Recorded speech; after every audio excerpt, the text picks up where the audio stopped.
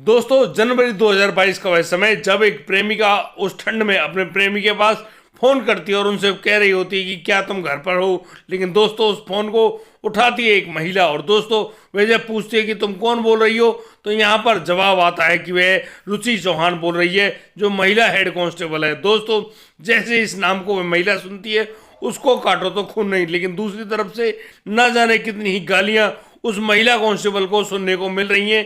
शायद ऐसा उसने कभी भी सोचा नहीं था और दरअसल वह अभी तक यूं कंफ्यूज है कि यहाँ पर दूसरी तरफ फोन पर वह महिला कौन बोल रही है। दरअसल वह बता दिया है कि वह खुद प्रगति सिंह है, जो कि तहसीलदार साहब यानी कि पद्मेश श्रीवास्तव की पत्नी है। दोस्तों, जैसे इस बात को सुनती है, वह रुचि अपना फोन काट देती है। दोस्तों, अब तो वह बिल्कुल साइलेंट हो जाती है, बिल्कुल चुपचाप हो जाती है। लेकिन दोस्तों, एक महीने बाद एक ऐसा भयानक कांड घटित होता है उस रुचि चौहान के साथ, जिसकी शायद कोई कल्पना भी नहीं कर सकता था। आखिर उस रुचि के साथ ऐसा क्या हुआ, जानने के लिए आप बने रहिए मेरे साथ इस वीडियो में अंत तक। और दोस्तों, आपसे गुजारिश है, एक भी सेकंड की वीडियो को मिस मत कीजिएगा। नमस्कार, आदाब, सत श्री अकाल दोस्तों, स्वागत है आपका हमारे यूट्यूब चैनल किस्से के नाम के। और दोस्तों, आपसे वही प्यार भरी गुजारिश, आगे बढ़ने से पहले हमारे चैनल को सब्सक्राइब करना, नोटिफिकेशन बेल को दबाना बिल्कुल मत भूलिएगा। दोस्तों, आज का बेहद ही हैरान कर देने वाला मामला सामने आया है लखनऊ से। दोस्तों, लखनऊ मुख्यालय में काम करने वाली वह महिला कांस्टेबल जिनका नाम रुचि चौहान है। दोस्तों, वह रुचि चौहान 12 फरवरी के बाद उसका फोन स्विच ऑफ मिलता है। दरअसल 12 फरवरी 2022 को जब उसकी भाभी उसके पास फोन करती है, तो ना तो कोई फोन उठाता है, ना ही कोई बातचीत कर रहा है। दरअसल यहाँ उस फोन को स्विच ऑफ हुए 1 दिन, 2 दिन और 3 दिन बीत जाते हैं। दोस्तों, यहाँ पर जहाँ एक और उस भाभी के दिमाग में बहुत सारी टेंशन जन्म ले लेती है, उसी प्रकार से उसी रुचि चौहान के जो दोस्त होते हैं, जो उनके सहकर्मी हैं, उनके पास फोन किया जाता है, लेकिन कोई भी व्यक्ति संतोषजनक जवाब नहीं दे रहा होता है। दोस्तों, अब तो इस पूरे मामले को देखते हुए अब उसका भाई यानी कि जो रुचि चौहान का जो भाई है, वह अपनी बहन को ढूंढने के लिए लखनऊ पुलिस हेडक्वार्टर में पहुंच जाता है। दरअसल यहाँ देखने पर उसको कुछ भी नहीं मिलता है, लेकिन यहाँ एक बड़ी ही अनोखी बात सामने आती है। लखनऊ से 20 किलोमीटर दूर एक नाला होता है, उस नाले में एक महिला की लाश बरामद होती है। दरअसल वह महिला कौन है, अभी तक उसकी कोई शिनाख्त नहीं हुई है, लेकिन वह जब भाई पुलिस थाने में पुलिस कर्मियों से ही उसकी बहन, जो कि खुद एक महिला कांस्टेबल है, उसके लापता होने की खबर दर्ज करवाता है, तो पूरा मुख्यालय हैरान रह जाता है। दरअसल जब यहाँ पर बहुत सारी बातें चल रही होती है, उसी दौरान दोस्तों रुचि के साथ उस पुलिस क्वार्टर में रहने वाली दूसरी जो उसकी दोस्त होती है, वह अब सोशल मीडिया पर एक अपील लगाती है।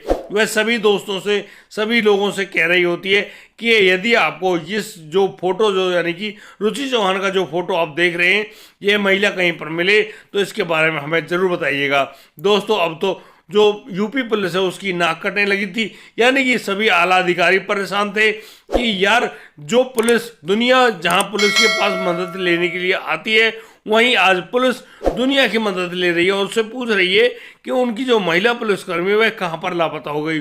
दोस्तों, अब तो लगातार छानबीन का वह दौर जो निकल पड़ता है, लेकिन कहीं पर उस महिला के बारे में कोई अता पता नहीं होता है। और दोस्तों, वह भाई जिसको खबर मिल चुकी थी कि एक थाने में एक लाश बरामद हुई है महिला की, दोस्तों पुलिस उस महिला की लाश को पोस्टमार्टम के लिए भिजवा देते हैं। लेकिन दोस्तों, पोस्टमार्टम से भी एक अनोखी जो खबर है वह सामने आती है।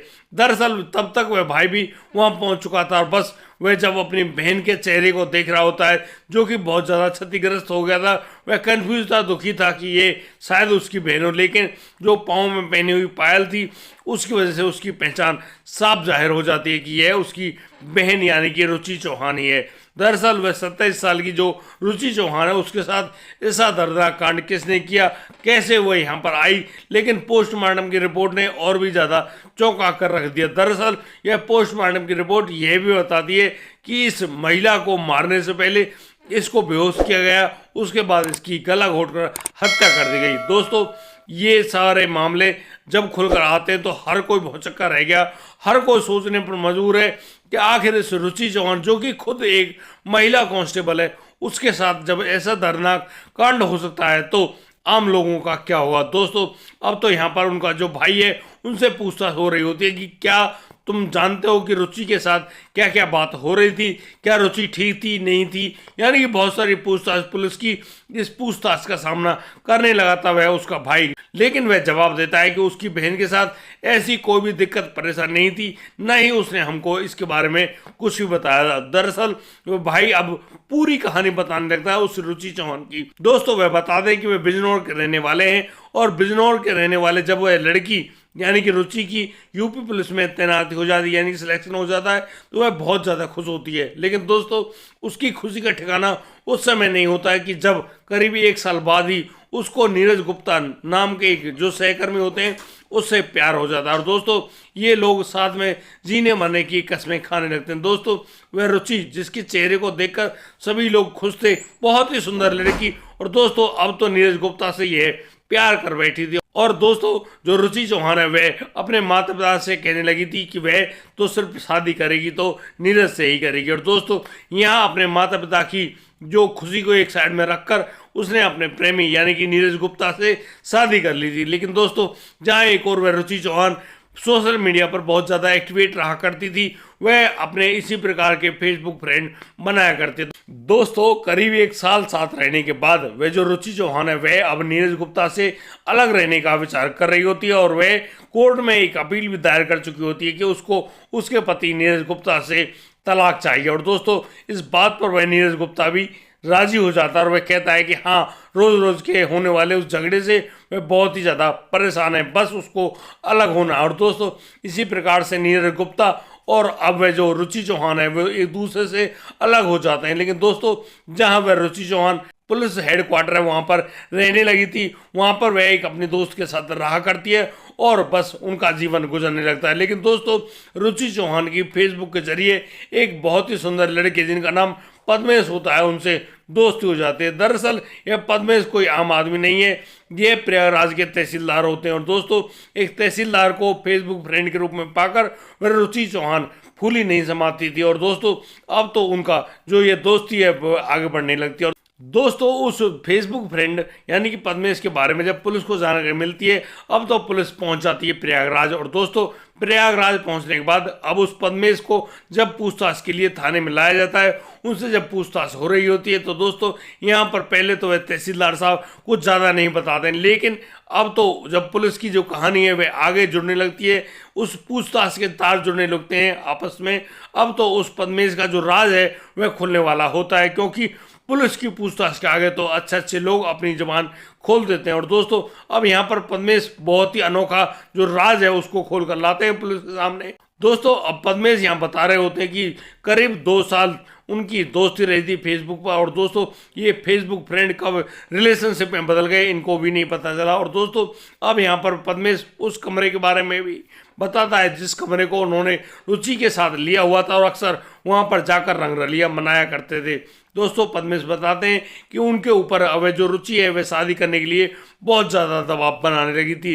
दरअसल वह जो रुचि है वह कहने लगी थी कि तुम्हारे प्यार के चक्कर में तो मैंने अपने पति नीरज गुप्ता को छोड़ दिया, लेकिन मैं तुमसे ही शादी करके दम लूँगी। लेकिन वह पद्मेश लगातार उससे कह रहा होता है कि वह बीवी बच्चेदार आदमी है। लेकिन दोस्तों जब 12 जनवरी को उसने उसके पास फ़ोन किया तो उसके फ़ोन को उठा लिया था उसकी पत्नी प्रगति सिंह ने और यहाँ पर उन दोनों की बहुत ही तीखी नोकझोंक भी हुई थी। और दोस्तों यहाँ पर वह प्रगति सिंह उसको देख लेने की धमकी भी देती हैं। दरअसल दोस्तों अब होना ही कुछ ऐसा था जिसको जानकर आप हैरान रह जाएंगे। दोस्तों 12 फरवरी 2022 की सुबह को अब तो वह पद्मेश जब अपने घर से निकल रहा होता है, वह अपनी पत्नी प्रगति सिंह जब उनसे पूछती है कि तुम कहाँ जा रहे हो, तो वह उनको बताता है कि आज वह तुम्हारी जो परेशानी है उसको हमेशा हमेशा के लिए ख़त्म कर देगा। दोस्तों ऐसा कहकर वह पद्मेश सुबह सुबह ही लखनऊ के लिए रवाना हो जाता है। और दोस्तों यहाँ पर वह रास्ते में जब आ रहा होता है तो वह रुचि के पास फ़ोन करता है। रुचि जो कि अपने उस हेडक्वार्टर में सो रही होती है। दोस्तों वहाँ से रुचि खड़ी होकर तैयार होकर बस नीचे आ जाती है। और दोस्तों नीचे जहाँ पद्मेश गाड़ी को लिए खड़ा हुआ था वहाँ पर आने के बाद अब तो वह उस गाड़ी में बैठ जाती है। दोस्तों यहाँ इन दोनों के अलावा उस गाड़ी में एक और शख्स होता है जिसका नाम नामवर सिंह होता है। दोस्तों अब नामवर सिंह जैसे उन लोगों के लिए जूस पीने के लिए लाता है। दोस्तों जैसे वह महिला यानी कि रुचि चौहान उस जूस को पीती है, अचानक उसको मूर्छा आने लगती है। दोस्तों पद्मेश जो कि तहसीलदार हैं वो बताते हैं कि जैसे वे मूर्छित हो गई यानी कि बेहोश हो गई, उसी समय इन्होंने उस रुचि को अपनी गोद में लिटाकर उसके गले को घोट दिया और उसकी सांसों को हमेशा के लिए चलने से रोक दिया। दोस्तों इस प्रकार से उन्होंने उनकी हत्या कर दी। दोस्तों अब इस गाड़ी को चला रहा था वह नामवर सिंह और वह लगातार चलता ही जा रहा था। लखनऊ से करीब 20 किलोमीटर आगे निकल जाने के बाद अब ये दोनों साथ में आते हैं और दोस्तों अब जैसे कि अंधेरा हो चुका होता है, नामवर सिंह और वह पद्मेश उस महिला यानी कि जो रुचि चौहान है उसके शव को लेकर उस नाले में फेंक देते हैं। दोस्तों वह पानी चल रहा होता है लेकिन पानी में ज़्यादा दूर नहीं बहती है वह लाश, और कुछ दूर जाने के बाद ही वह किनारे पर लग जाती है और दोस्तों पुलिस उस लाश को वहीं उसी किनारे से बरामद करते हैं। दोस्तों जिस प्रकार से वह जो पद्मेश है अपने बयान दे रहा होता है, पुलिस उन सभी बयानों को अपने पास रिकॉर्ड करने में लगी होती है। और दोस्तों अब तो उस पद्मेश श्रीवास्तव के कहने के अनुसार यानी कि उसकी निशानदेही पर वह नामवर सिंह और अब वह उनकी पत्नी प्रगति सिंह को भी गिरफ्तार कर लिया गया और दोस्तों अब तो उनको कोर्ट के सामने पेश कर दिया गया और उनका ट्रायल अब तक चल रहा है। दोस्तों जहां एक और वह पद्मेश जो कि खुद तहसीलदार के पोस्ट पर कार्यरत थे, वहीं उनकी पत्नी भी एक सरकारी कर्मचारी होती।